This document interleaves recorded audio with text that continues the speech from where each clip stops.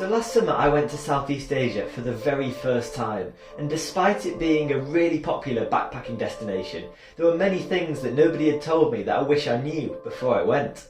So hence this video. This is going to be the 11 things that I wish I knew before going to Southeast Asia. Tip number 1 is to plan rest days into your trip.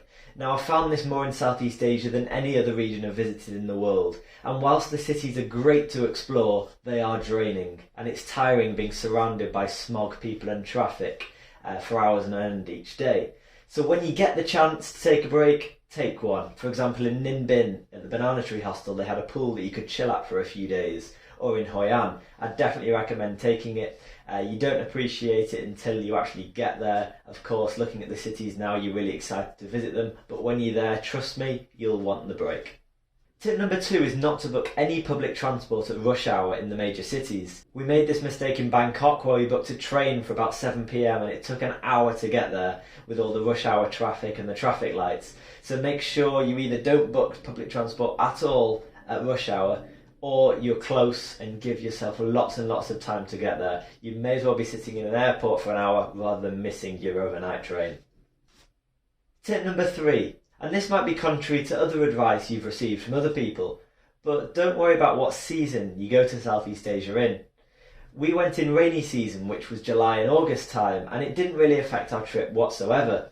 I was particularly worried doing the Giang loop in rainy season, as I thought it might be slippery and raining most of the days, but honestly it wasn't that bad at all. Yes, we did get wet every now and then, and yes, it is like going in an outdoor shower. However, it's all part of the Southeast Asian experience, and genuinely it rains for about an hour maximum a day, and it's a good opportunity to stay inside and make the most of the aircon and chill for a bit. So don't worry about it ruining your experience, it really doesn't do that.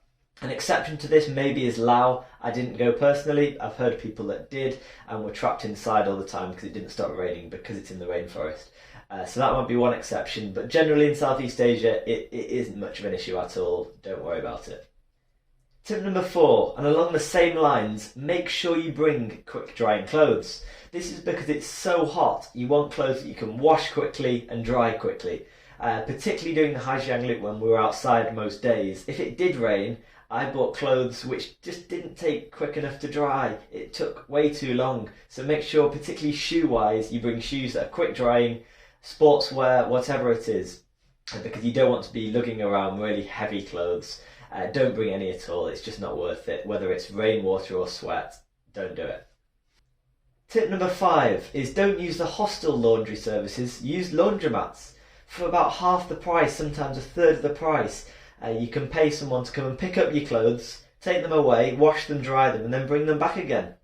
The issue with hostel laundry services is they chuck your clothes in with the sheets, which in many cases for me has actually shrunk my clothes or decoloured my clothes, or they've come back in a really horrible hard condition.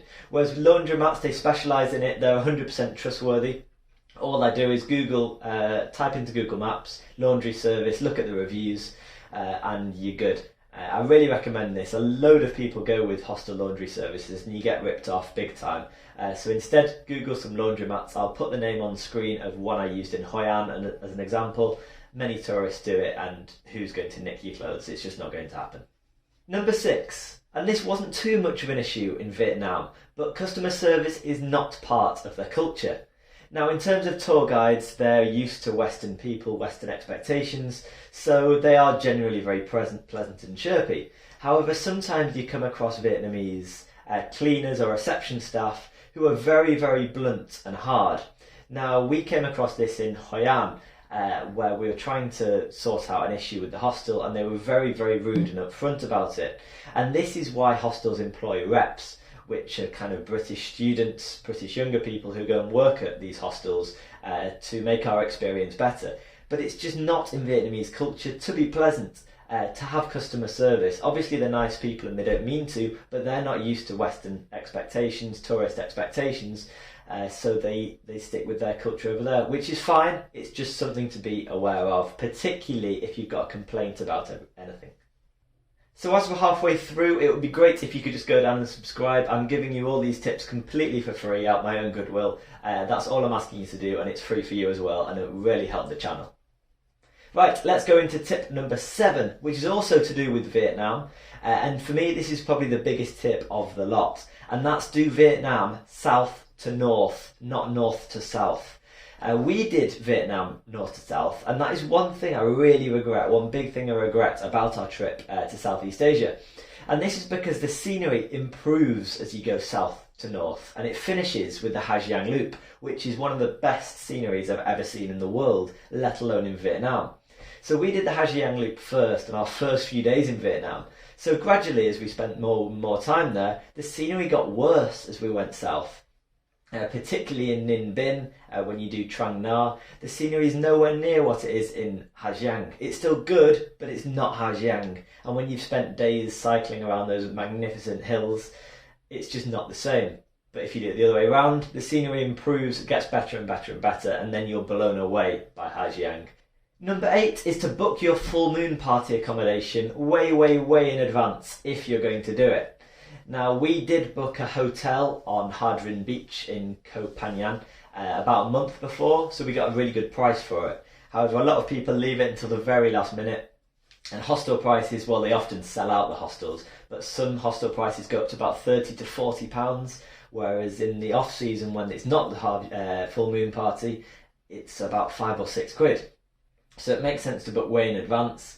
If you're going to avoid the full moon party altogether, that's fine, but you can still visit Koh Tao if you'd like to, just not at the full moon party times. Sticking with the full moon party, it's on Ha Drin Beach, which is in the far east corner of the island. We did stay there, however it's pretty dead the rest of the time when it's not the full moon party. More happens in the town by the port, so it depends what you want out of it, but it's easy to get taxis around. Yes, of course they're going to be more expensive at full moon time, but don't get silly ripped off. Number 9, and sticking in the south, you could spend absolutely ages in Koh Tao, so spend as long as possible. If you're only going to one Thai island, Koh Tao is the island to do. A lot of people spend months and months on end there. If you've only got a couple of weeks in Thailand, just a few days in Koh Tao, it's not enough. It's never enough, but it's more worth it for me than Koh Samui or Koh Phangan. There's lots to do there. It's cheaper. There's loads of younger backpackers. And I also recommend Taco Hostel if you're going to stay on Koh Tao, the best for me by far. A lot of people do the PADI qualifications there, so if you do that, it's one of the cheapest places in the world to do your PADI open water. However, if you're just more into snorkeling, I recommend We Travel Snorkel. They take you on a boat around the island and they pretty much guarantee you see a turtle, which is quite cool. And that was probably one of the best days of the trip. If you're looking for cheaper food in Koh Tao, just go a bit further up the hill. It's a bit more westernised restaurants, but there are Thai options available. You just have to go a little bit off the beach. Tip number 10 is to visit an elephant hospital instead of an elephant sanctuary. Now, it's rite of passage in Southeast Asia for backpackers to go and see the elephants. However, a lot of people go to the sanctuaries, which is where wild elephants are kept, rather than going to the hospitals. Now, the big difference is the hospitals is where injured elephants are, whereas the sanctuaries tend to be where they've been rescued from circuses or out in the wild. Now, the most popular thing to do by far is the sanctuaries, but I just recommend you Google a nearby hospital and go and help for the day there. You can be around elephants and feel like you're genuinely helping rather than there for tourism. And finally, tip number 11 is to make sure you go to Ho Chi Minh. It's become even more popular to skip out and fly over. However, Saigon was definitely up there with one of my favourite destinations in Southeast Asia, mainly because everybody skipped it, so my expectations were lower. There's in fact loads to do, and it's rite of passage to go and visit the Chu Chi tunnels, where the Americans invaded, with all the traps and all the underground tunnels. That was cool. But also to go up Landmark 51, which is, I believe is the 13th tallest building in the world, to watch sunsets, go to the markets in the city centre, and of course visit the War Museum, which was really eye-opening. And I'm not a museum person, but even I found that interesting.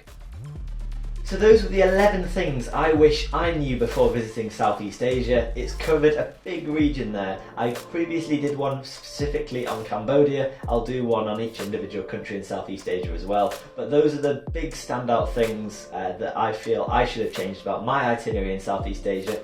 I spent 2 months on the continent. I'll leave my itinerary in a link in the description below in case you wanted to copy mine, but bear in mind these 11 tips when you do travel over. But have a great backpacking trip. Any questions, let me know in the comments section, and I'll see you in the next video.